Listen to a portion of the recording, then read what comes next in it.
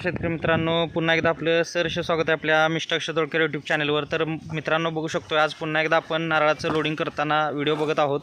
आज दिनांक 16 जून 2025 रोजी हे लोडिंग चालू आहे। आता हे लोडिंग म्हटलं तर कर्नाटकसाठी चालू आहे। आता बघू शकतो अशा पद्धतीने हा ग्रीन मलेशियन डॉर्फ नारळ जो आहे तो भरायचा चालू आहे। आपला जो 60,000 रोपांचा प्लॉट तयार होता त्यातली बऱ्यापैकी रोपं गेल्यात म्हणायला काय हरकत नाही। 50% वर रोपं संपलेली आहेत। मित्रांनो, ज्या शेतकऱ्यांना रोपं घ्यायची असतील त्यांनी त्वरित रोपं घ्यायची आहेत। बुकिंग नंतर रोपं घरपोच येतात। ऑल महाराष्ट्र सर्व्हिस आहे। आता हा ग्रीन डॉर्फ नारळ म्हटला तर 2-2.5 फुटावरच लागणारा आणि वर्षाकाठी 300-350 फळं मिळणारा असा हा नारळ आहे।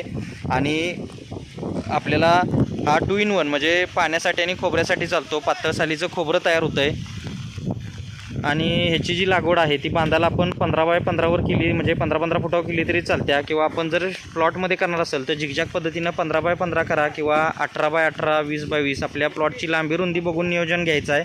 असं काही फिक्स अंतर असं नाही, पण कमीत कमी 15 फुटाच्या वरती आपल्याला अंतर ठेवायचं आहे। कारण त्याचं असं आहे की झावळी जी आहे ती 6 फुटाची झावळी असते। 6-6-12 फूट ज्यावेळेस 2 झाडांमधलं अंतर जाणार आहे त्यावेळेस कमीत कमी 2.5-3 फूट जागा शिल्लक राहावी मध्ये हवा व्हेंटिलेशनसाठी। यासाठी आपल्याला हे अंतर ठेवायचं आहे मित्रांनो।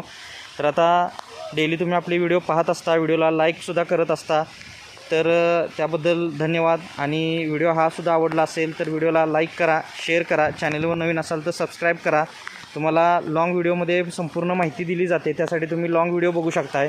ही शॉर्ट बट स्वीट जी माहिती आहे ते देण्याचं काम आपण ह्या शॉर्ट व्हिडिओमधून करत असतो आहे। तर मित्रांनो, आपल्या आता बघू शकता की कसे क्वालिटीमध्ये रोपं आहेत, त्या क्वालिटीची रोपं